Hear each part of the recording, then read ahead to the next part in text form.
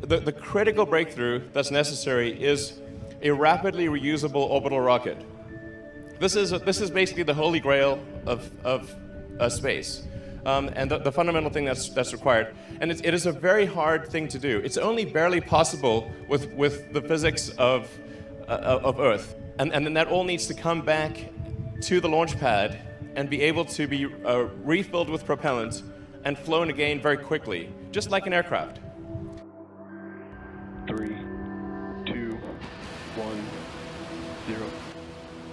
On Wednesday, December 9th, Starship serial number 8, Sn9, lifted off from our Cameron County launch pad and successfully ascended, transitioned propellant, and performed its landing flip maneuver with precise flap control to reach its landing point. Low pressure in the fuel header tank during the landing burn led to high touchdown velocity, resulting in a hard landing. Is Starship doomed to fail? Let's find out what kind of rocket it is. Subscribe to the channel so that you don't miss new space releases. SpaceX's Starship spacecraft and Super Heavy rocket, collectively referred to as Starship, represent a fully reusable transportation system designed to carry both crew and cargo to Earth orbit, the Moon, Mars and beyond. Starship will be the world's most powerful launch vehicle ever developed, with the ability to carry in excess of 100 metric tons to Earth orbit. So let's see, Starship. The ship dry mass will be approximately 120 tons. The initial Mark 1 prototype is closer to 200 tons, and in series production, I think it'll probably be about 120 tons. But in terms of its usefulness, it'll be able to do about 150 tons with full reusability to orbit and back. So this is a very big number for full reusability. The very initial versions we're confident will do over 100 tons, but I think there's a clear path to 150 tons. Earlier I was talking about how Starship enters and how it's controlled.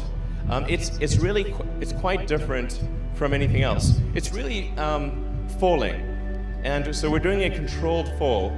So with a rocket, you're actually trying to brake. As opposed to, you're trying to create drag instead of lift. It's really the opposite of an aircraft. You want the most amount of drag that you can produce. And you want some lift, especially when you're in the upper atmosphere, mostly so that you can control the maximum heating rate. So it comes like this, and then starts falling, and then just falls like a skydiver. And it's just controlling itself, and then it turns and lands, like that. So let's see, talking about the Raptor engine. So the ship will have a total of 6 engines, 3 of the sea-level variety of Raptor, and those are actually on the rocket right now. So we've got the 3 sea-level Raptor engines, and they gimbal, which means that the whole engine moves. So the way the rocket steers is by moving the entire engine. So whereas an aircraft engine is static, and you move by moving like the control surfaces, like the ailerons and rudder and elevator and flaps. The rocket, when the engines are powered, you move the entire engine to steer it. But so the Starship will have 3 sea-level engines that move up to about 15 degrees angle, and 3 vacuum engines that are optimized for efficiency that will not move. So they will be just fixed in place. And that allows us to have the biggest bell nozzle for the vacuum Raptor engines. Aspirationally, the target is a 380-second ISP for the vacuum engine. But this is a very, in sort of space geek terms, this is like really a great number. All right, so let's go into some of the development testing. This is a Raptor firing.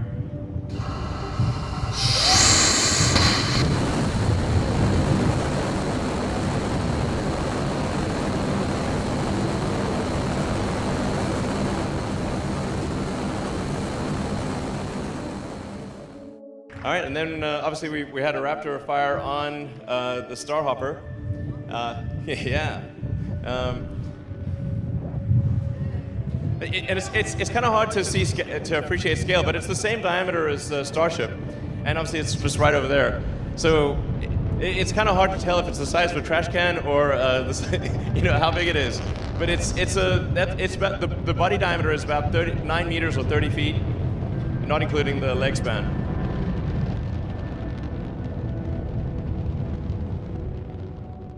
this simulation will give you a sense of the scale of things.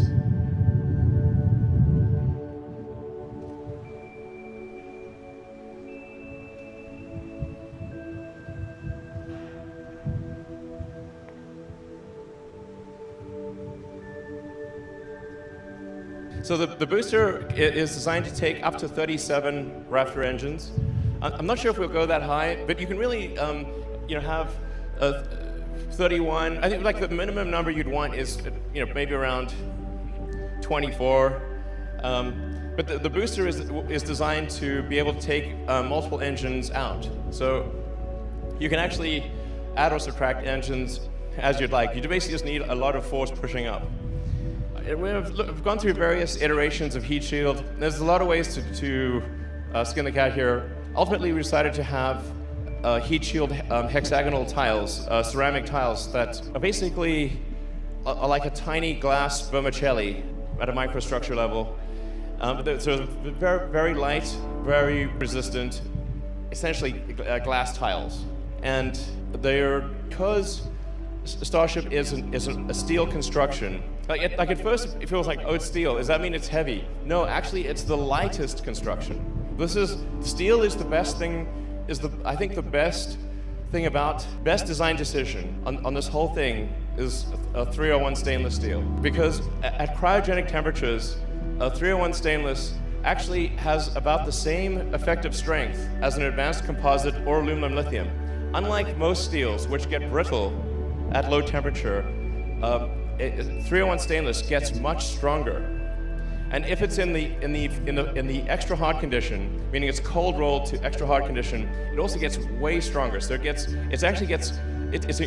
strength to weight ratio at cryogenic temperatures is equivalent or even perhaps slightly better than advanced composites or aluminum lithium.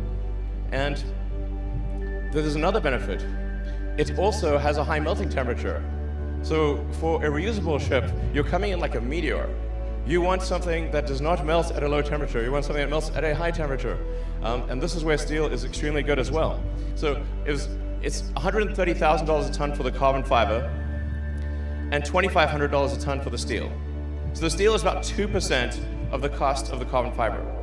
And it's very easy to weld stainless steel. The evidence being that we welded it outdoors without a factory.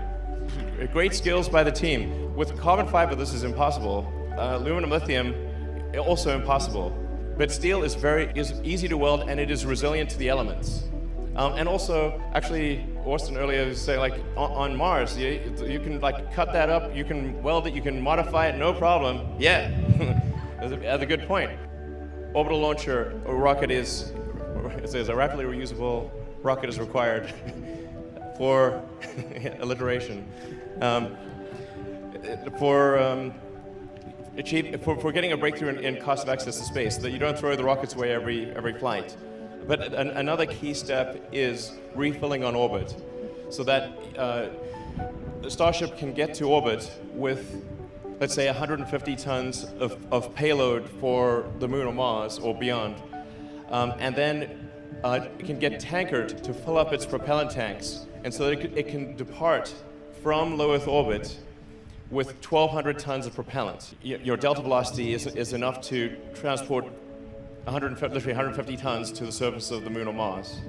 With full reusability and orbital refilling, which is essentially, the orbital refilling is actually a simplified version of what SpaceX does in docking with the space station. So it's actually harder to dock with the space station than it is to do orbital refilling. But in practicing docking with the space station, SpaceX has also learned how to rendezvous and dock in orbit in a complex environment. So this is one of the other critical pieces of the puzzle needed to establish a base on the Moon and Mars, a city ultimately. On January 13th, the prototype of the Starship Sn9 passed 3 tests of rapid-firing engines at the SpaceX test site in South Texas. The Raptor's 3 engines were running while the vehicle remained attached to the ground. These brief burnouts were part of the pre-flight procedure for the Sn9, which is preparing for a high-altitude test flight.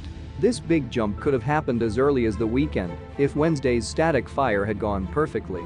But, apparently, the problems were identified. 2 engines need a little repair, so they will be replaced, SpaceX founder and CEO Elon Musk wrote on Twitter. He did not give a launch date for the Sn9, but noted in another tweet that it would be wise to conduct another static fire test of the ship after the engine replacement is completed. So very soon we will finally see the launch of a rocket that will take us to Mars and open up new horizons for humanity. So what I'm saying is that it appears that consciousness is a very rare and precious thing, and we should take whatever steps we can to preserve the light of consciousness. And the window has been open. Only now, after 4.5 billion years, is that window open. There's a long time to wait, and it might not stay open for long. I'm pretty optimistic by nature, but there's some chance that window will not be open for long. And I think we should become a multi-planet civilization while that window is open. And if we do, I think the probable outcome for Earth is even better, because then, Mars could help Earth one day. And so I think we should really do our very best to become a multi-planet species and to extend consciousness beyond Earth. And we should do it now.